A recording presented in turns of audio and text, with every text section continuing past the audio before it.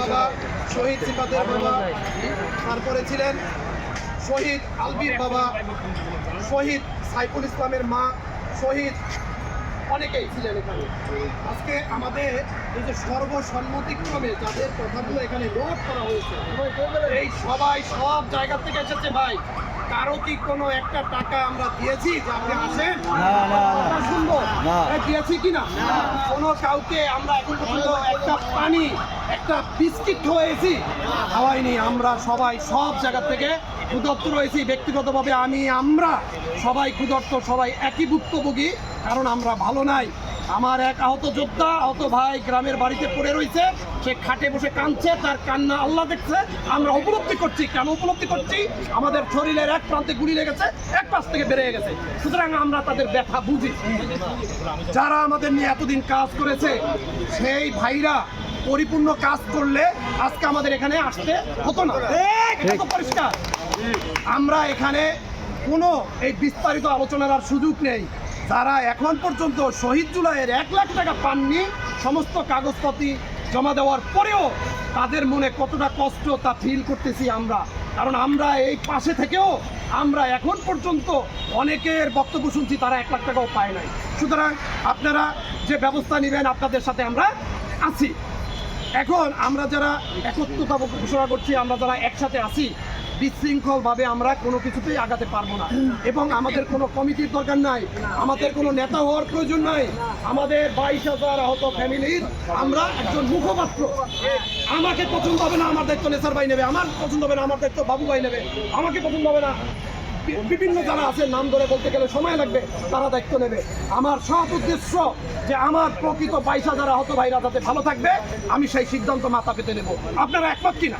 একমত। আমার প্রিয় ভাইরা, আমরা মনে করি আমাদের আর 1 সেকেন্ড, 1 দিন, 1 সময় আর সহ্য করার আর সুযোগ নাই। কারণ আপনারা জানেন গেজেট আকার হয়ে যাচ্ছে, গেজেট প্রকাশ করতেছে।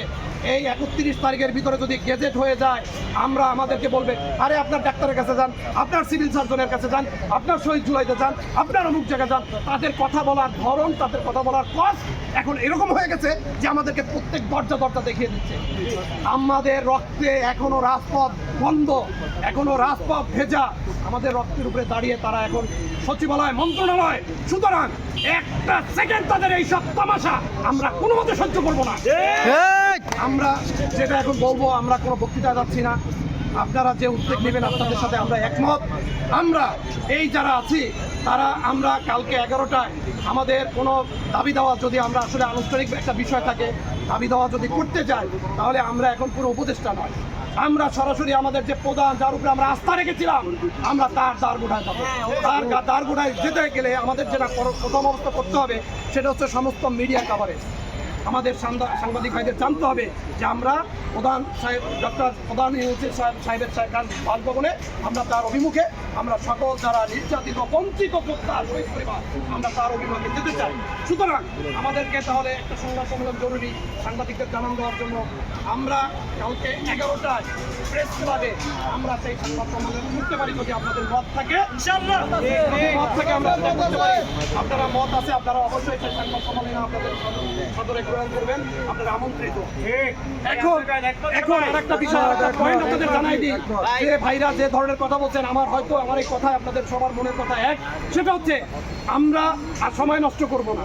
আমাদের যদি প্রধান উপদেষ্টা বরাবর যাই, সেখানে হচ্ছে 26 তারিখ যেতে হবে, কারণ 25 তারিখ হচ্ছে সে দেশে আসবে। সে না থাকলে আমরা যে কোনো ফায়দা আসবে না। 26 তারিখ আমরা আমাদের সেই 10,000 পারি, 1,000 পারি, 5,000 পারি, কেউ সারা বাংলাদেশে জানাতে হবে যে আমরা আমাদের প্রকৃত আহত ভাইদের নিয়ে কাজ করছি এবং আমরা প্রধান উপদেষ্টা বরাবর যাচ্ছি। নতুবা কেউ প্রশ্ন করতে না পারে, এমন কোন আহত ভাই প্রশ্ন করতে না পারে যে আমি জানি না। এই যে জানি না, এই যে 6 মাস হয়ে গেল, এই জানি নার কারণে আজকে আমাদের একত্রতা বসা। কালকে আমরা 11টায় সংবাদ সম্মেলন করে সারা বাংলাদেশকে জানিয়ে দেব আহত যোদ্ধাদের যে আমরা আমরা প্রধান উপদেষ্টা বরাবর আমরা যাচ্ছি। বিষয় একটা গেল, দ্বিতীয় কথা হচ্ছে আমাদের এই যে আমরা এক আছি, আজকে আমরা এই সবাই যে এক আছি এত তো দ্বিমত নাই, না না আমাদের অধিকার তো আমাদের আদায় করতে হবে নাকি? ইনশাআল্লাহ। তাহলে আমরা একটু একটা কাজ করতে পারি ভাই, সামনে হাতটা নিয়ে আসেন। আমাদের আহত ভাইদের পক্ষে কারা কারা আছেন সামনে হাতটা নিয়ে আসেন। আমরা আমরা বলেন আমরা এই কজন ভাই সারা বাংলাদেশের 22,000 আহত ভাইদের প্রতিনিধিত্ব করছি। যদি আমাকে ব্যক্তিগতভাবে আপনাদের ভালো নাও লাগে, ভাই আমার সেকেন্ড হ্যান্ড পাশে, আমার ডান পাশে, বাম পাশের ভাইরা প্রতিনিধিত্ব করবে।